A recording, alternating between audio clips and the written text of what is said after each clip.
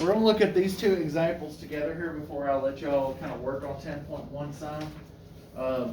So this will hopefully help. I'm going to do one confidence interval with you. I'm going to do one significance test with you. So that way you can see both of those and kind of get the idea of that, because that's what this is all about really, is looking at comparing two different population proportions. We're looking at proportions today. That's our focus today. 10.2 we'll look at means, but today we're going to look at proportions. So this example here, a surprising number of young adults ages 19 to 25 still live in their parents' house or homes. A random sample by the National Institutes of Health included 2,253 men and 2,629 women in this age group. The survey found that 986 of the men and 923 of the women lived with their parents. Construct and interpret a 99% confidence interval for the difference in population proportions, men minus women. Estimate the difference in population proportions between men and women ages 19 to 25 that still live in their parents' home with 99% confidence. That's what we're going to do, our plan, or stating our idea, what we're doing here. The plan is to use a 2-sample Z interval for proportions, but we got to check conditions first. Okay, so let me scroll down where I've got plenty of room to write all this.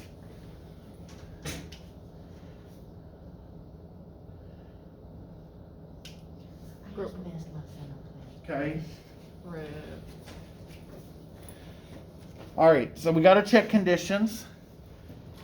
The conditions are the same as they were. They're the same conditions that we've had now since chapter 6, I think.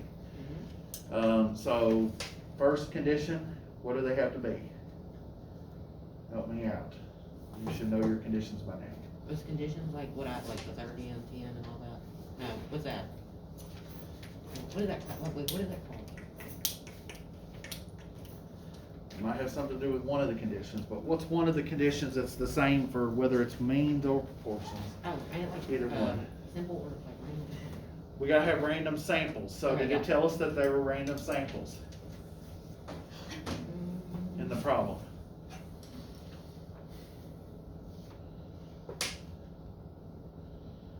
Go back and read that. Did it say that they were random samples? I don't see it. Oh, wait, yeah, Yes. random sample. Yeah, Okay. it said a random sample. And then remember, in this case, we're looking at two populations. We're looking at men and women. We're comparing the two. So you have to make sure that both populations were randomly select a random sample, if they were random sampled. Okay, this case it said that there was a random sample and it included this many men and this many women. So they've taken their data and divided it up, sort of in that way. Okay, to compare those two. Okay, so first, the samples are random.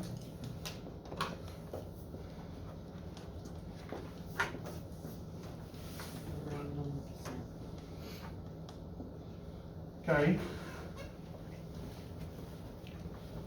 Does anybody remember another condition we have to check? Did y'all turn out? Even if you don't know it, like what it is exactly, if you know the name, at least that's something we can start with here.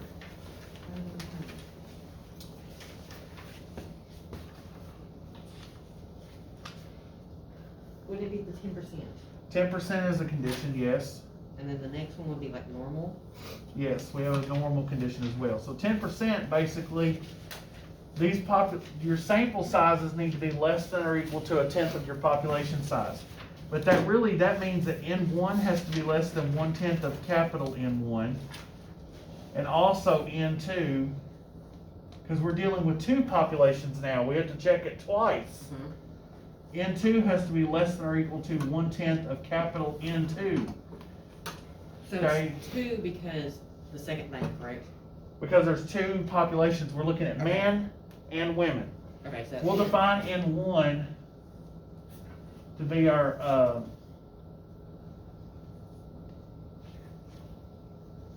and N2 to be the women. Okay.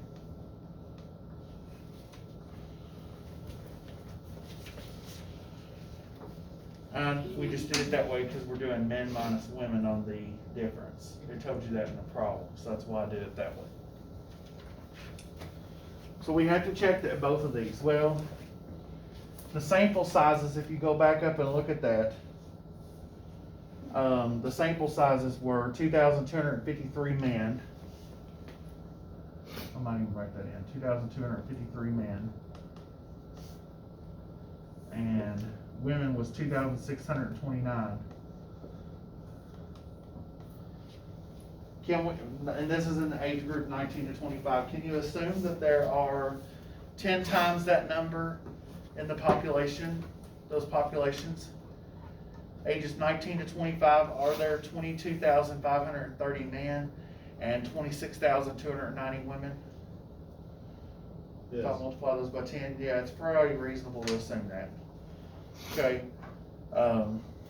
it's not like we're looking at the population of some remote island or something somewhere, so that we can probably, it didn't really specify what a location here, so we're gonna assume that that's a large enough, that we're talking about anyone, everywhere, so that would assume, we can talk about that, we could say the 10% conditions met. So these populations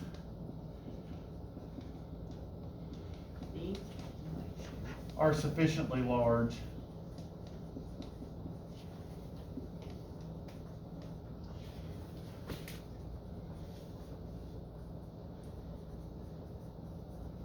therefore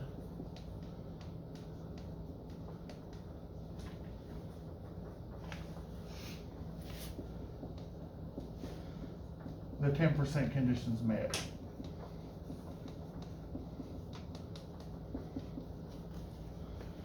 And of course, both of these are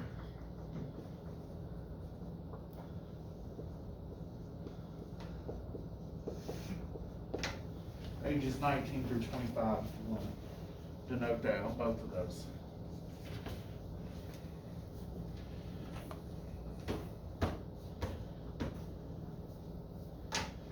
Okay.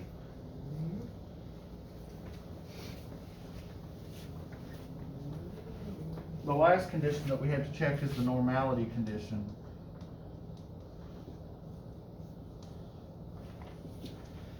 When we did that before, that was where we checked two things that had to be greater than 10.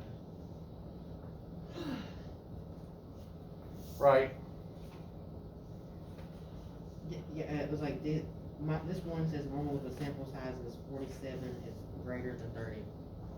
So, That's with means, not proportions. okay, so it'd be different. Yeah, it's gonna be a little different because this one's with proportions. So if we're looking at proportions for normality, there was two things that had to be greater than 10. Do y'all remember those? What were they? In What? no. Two things that had to be greater than 10, not n. N had to be greater than 30 for means. Hold on to that, we'll look at that later, we'll have to do that in the next section.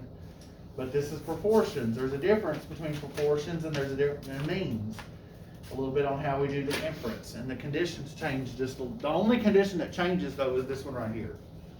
This normality condition, that's the only thing that changes from means to proportions.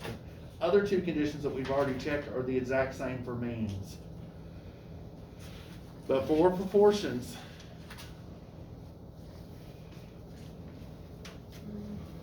it might help if I give you the chapter 10 notes, right? That might help, you know? I'm terrible with me.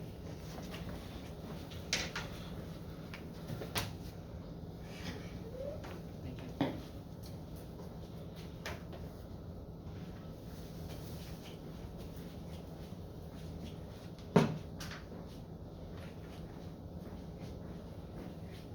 I apologize, I did not have this yesterday posted with the Google Classroom thing. I'll post that today.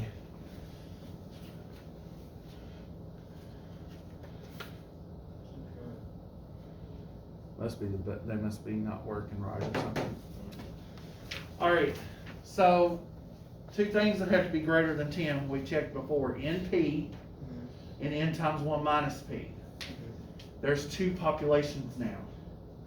Everything doubles on what we have to check. We have to check that N1P1 is greater than 10. That is 2253 times P1. P1 is, well, they found 986 of the men that were still at home with their parents out of 2,253. That's the proportion. That's P1.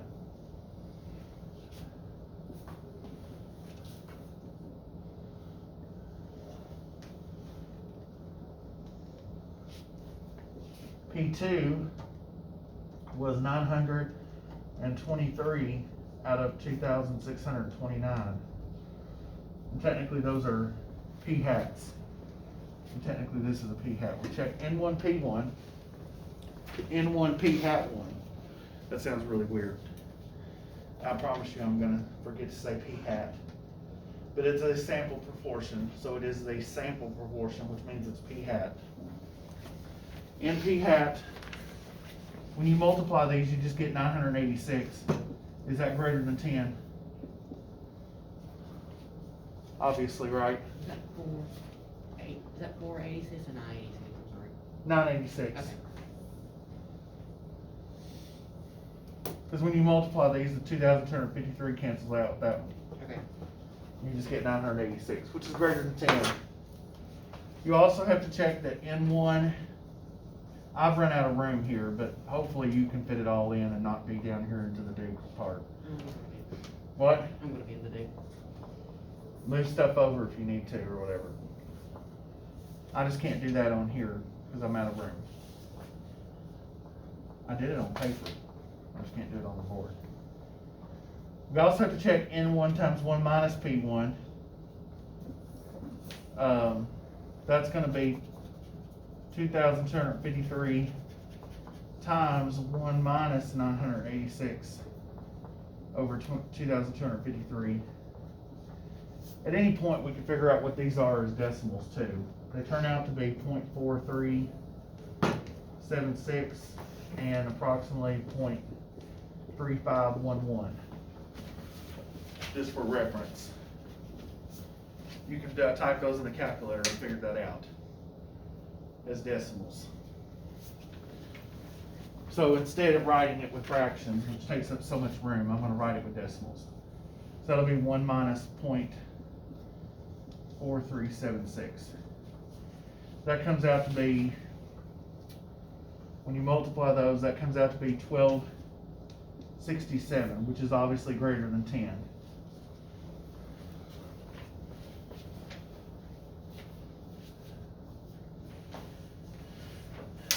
But you also have to check, so once you check it with N1 and P1, you have to check the exact same thing, and that's a P hat right there. You have to check the exact same thing with N2 and P2. With the other population. That was with men, now I gotta check the exact same thing with women.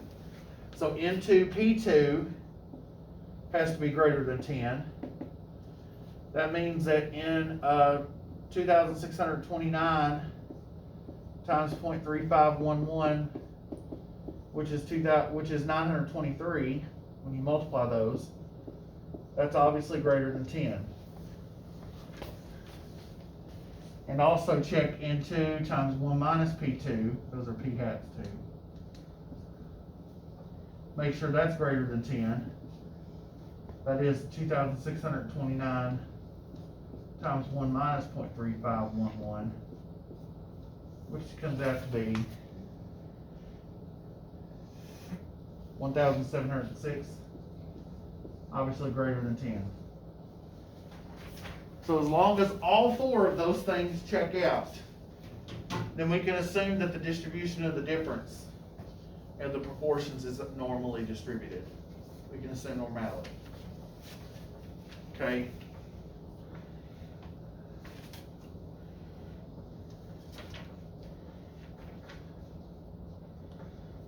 So we check all those conditions.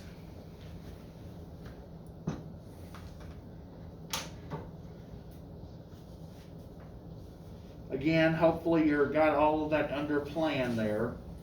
Or you can do this on, when you're doing this on your own paper, you don't have to worry about the room that it takes. Okay, now I'm gonna move to the do stage. All three conditions checked. We're ready to start inference. We're ready to start constructing a confidence interval. The first thing we do when we construct the confidence interval, if you recall, 2 chapters ago, with proportions, the first thing we have to do is calculate our critical value. Critical value. We are doing a 2-sample Z interval. It's Z intervals for proportions. It'll be T intervals for means. But it's Z intervals for proportions, so our critical value is Z star. Okay.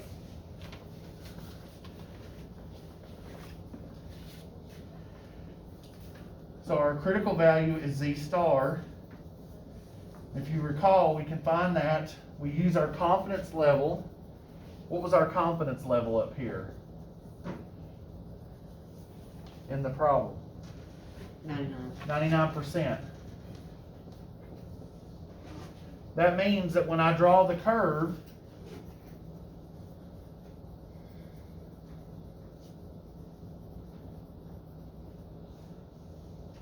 that means 99% of the area has to be in the middle. So how much is on each tail? No, well, 0.5. There, 0.5 there. Is it 90 in the middle? There's 99 in the middle.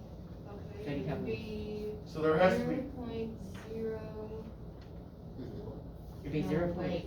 It's 99, so That's 1 point. it'd be 0.5, because they have to, it has to make a hole for them to count.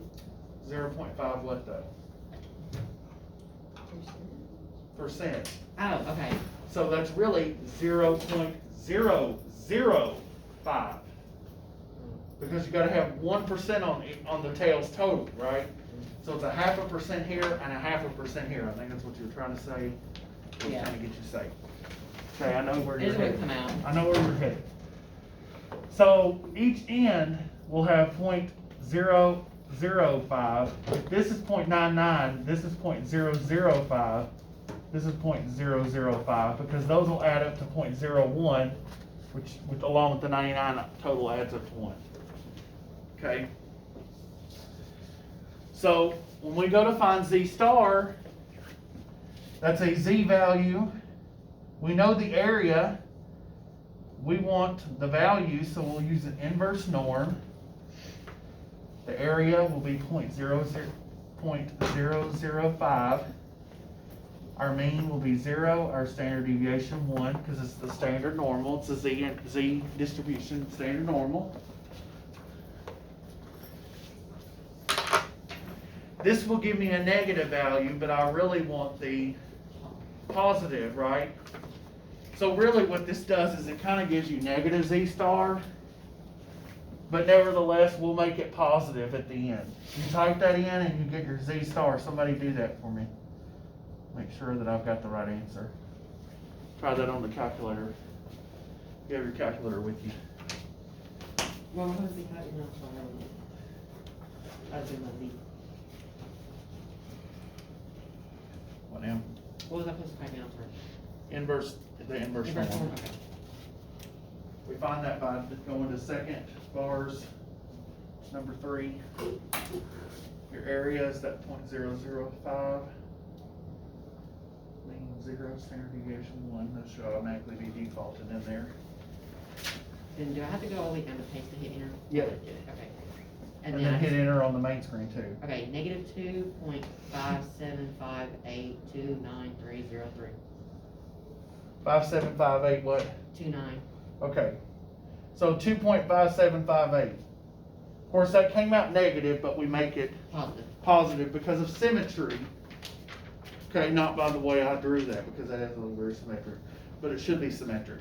The tail should be symmetric because we found the negative one. We really want this positive one over here.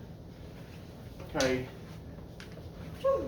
We found this, the negative, this is negative Z star. This is positive Z star. Okay. Yes.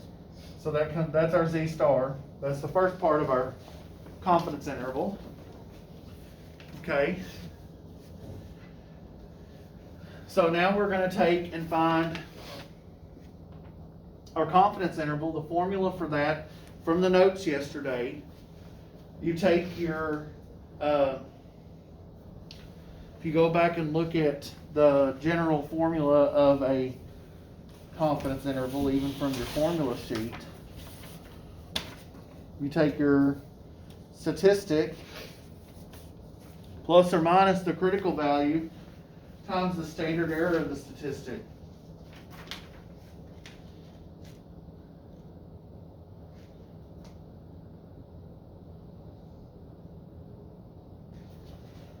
So when we do that, our statistic though, we have two statistics because we're comparing them. We're looking for a confidence interval of the difference. And the difference was men minus women, right, in the problem. It told me to do that. So I'm going to do P1 minus P2. This will be our statistic. P hat 1 minus P hat 2. Plus or minus our critical value, which is Z star, which we just found, times the standard error of the statistic. And that comes from the notes yesterday as well, but it's also on your formula sheet. You look over to proportions on the second page of your formula sheet. For two populations, the standard error is this big, awful, ugly mess. It's the square root of P hat 1 times 1 minus P hat 1 all over N1 plus P hat 2 times 1 minus P hat 2 all over N2. And all that's underneath the square root. Lovely. That also comes from chapter 6. Yes, that far back. When we combined random variables, recall that we had to take the square root of, we had to the variances, we had to take the variant, we had to do the Pythagorean theorem of statistics, the variances. We had to square the standard deviations, add them together, and then take the square root of it. Each one of these is each one of these underneath a square root would be the standard deviation for that population, for the men and for the women. Because each one of them is under their own square root, then I'm going to square them. That's where the square roots went away, because I squared the square roots. I add them together and then take the square root of the sum. This big square root is the square root of that sum. Okay? And that was hard to explain yesterday in that video, so. Regardless, the formula is on your formula sheet anyways, but I always like to try to help you understand a little bit of where the formula comes from. Okay, but it is on your formula sheet. Not this whole formula, but that's on there. The general formula of a confidence interval is on there, so as long as you know what the statistic is and what the critical value is, you can fill that in with your standard error of your statistic. Okay, so we already found those. That's the 0.4376 and 0.3511. We're going to subtract those.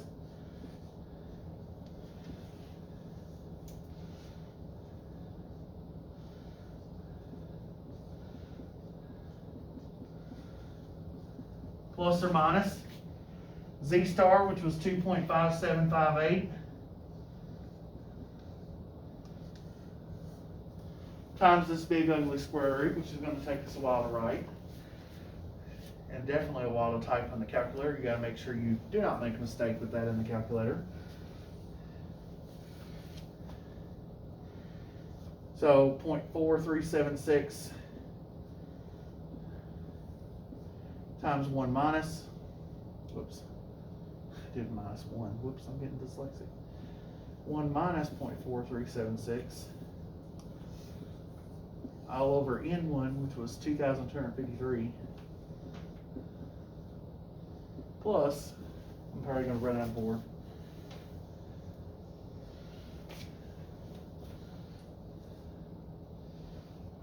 .3511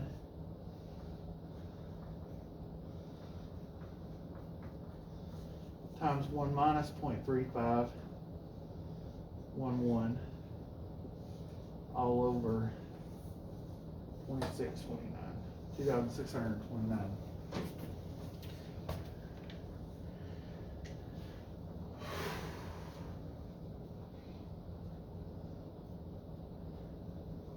It's the same thing that we've done before, but we've added an extra layer to it because we're looking at two populations, we're comparing them, we're doing a difference. The formula looks a little uglier, you got a little bit extra stuff in there that we didn't have before, but it's basically the same thing.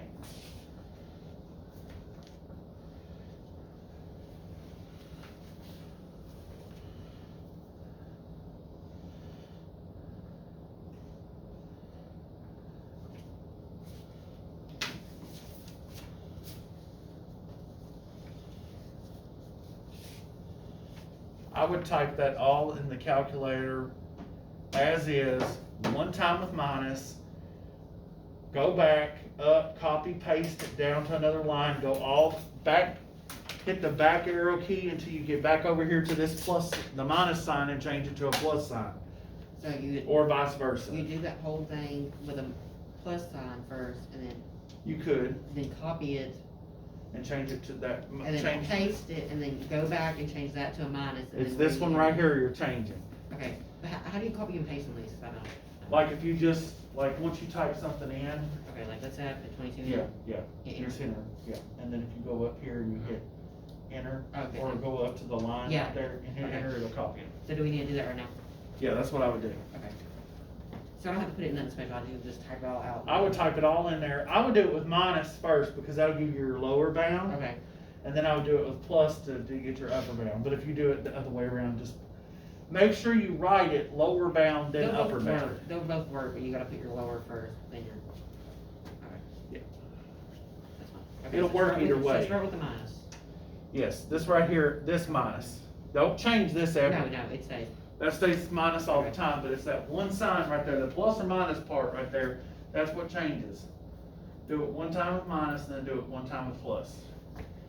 And I would not copy, I would not type all that in again, I would go up, copy, Zero, paste, and a four, back arrow key. 376. It'll still take you a while to do that even, but it's better than typing it all in twice. 0, 1, 4, 3, 7, 6.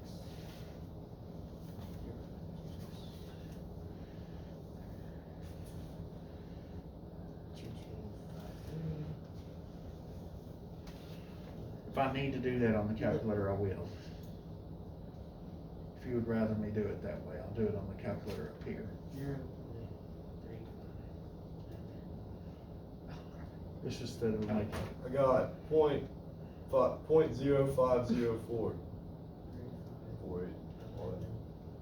4, pretty close, 2, 6, 2. basically right, Okay, and after the 269. close enough. Is it for? It says error. Non-real answer.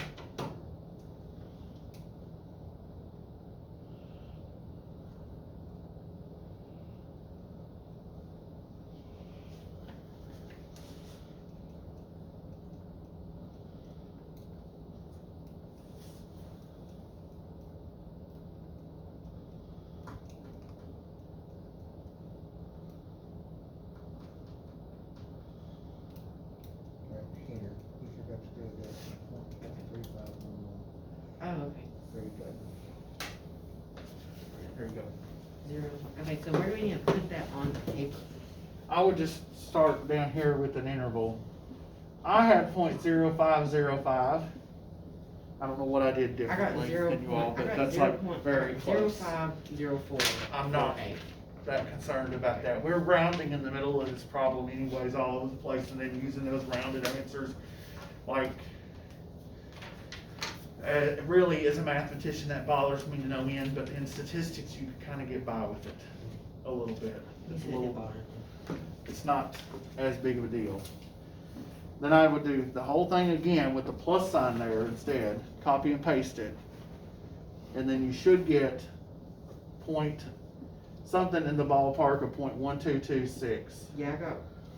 Okay, so would it be? I got 0.1225, but I could round that up to a 6, because it's 5, 5. So Yes. 1.12255, so round that up to a 6. 1226 then, Okay. right? Yep. Okay.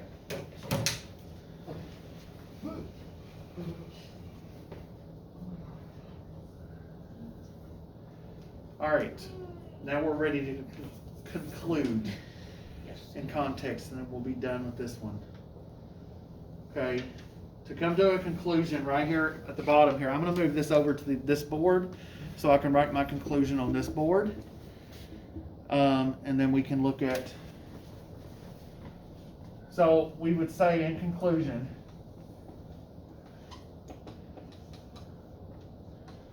we are 99% confident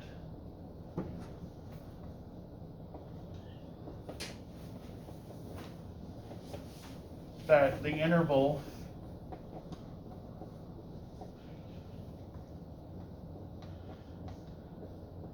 from 0.0505 to, and however you, whatever your answer was, to 0.0 or 0.1226 captures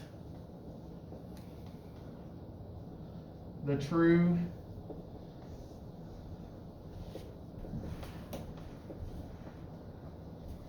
difference in proportions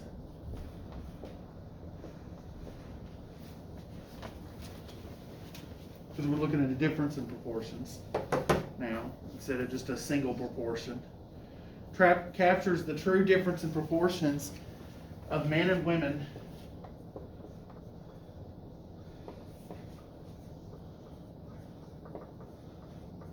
ages 19 to 25 that still live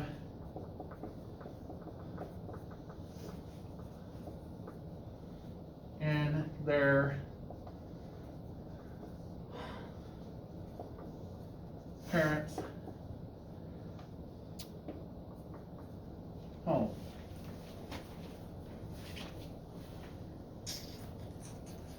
Nothing wrong with that, by the way, in my opinion, but that's just my opinion. Just FYI. I just couldn't do it. To each their own. I would have my hair ripped out. To each their own on that. Take that how you want to. I'm leaving August. Yeah. We all have different opinions on that, but like I said, nothing wrong with that in my opinion.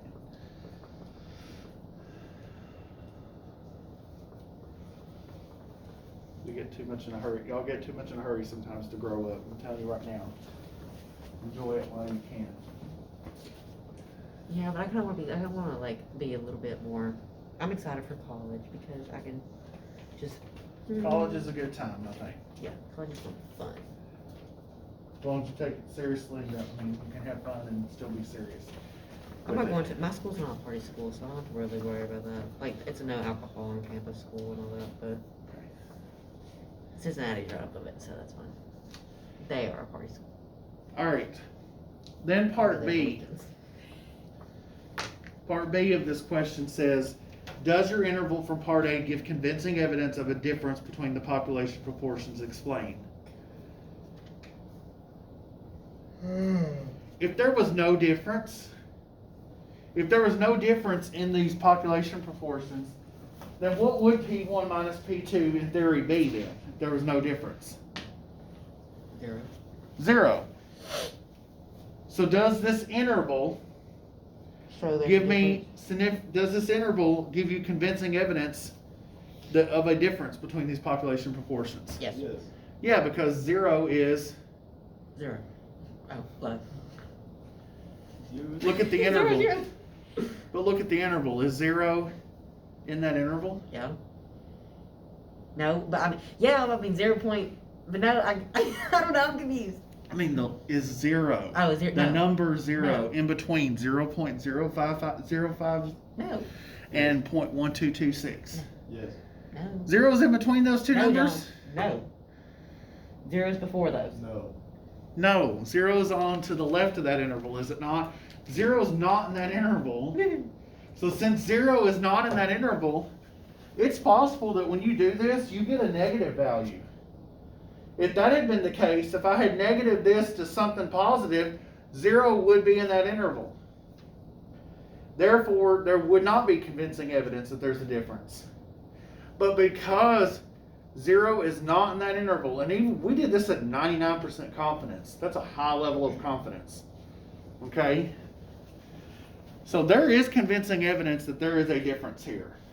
So part B, you would say, since 0 is not in the confidence interval,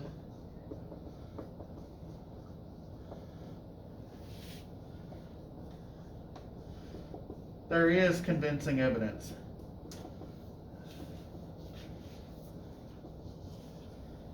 Of a difference.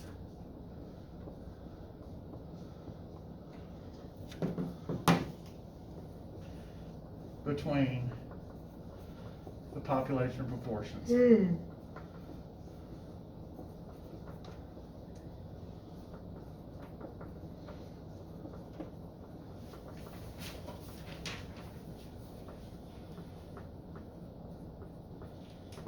Confidence intervals take a while to do. I promise you the significance test example won't take nearly this long. Confidence intervals take longer to do. But in general, you all did better with confidence intervals than you did with significance tests though. As an overall statement, and that was both classes.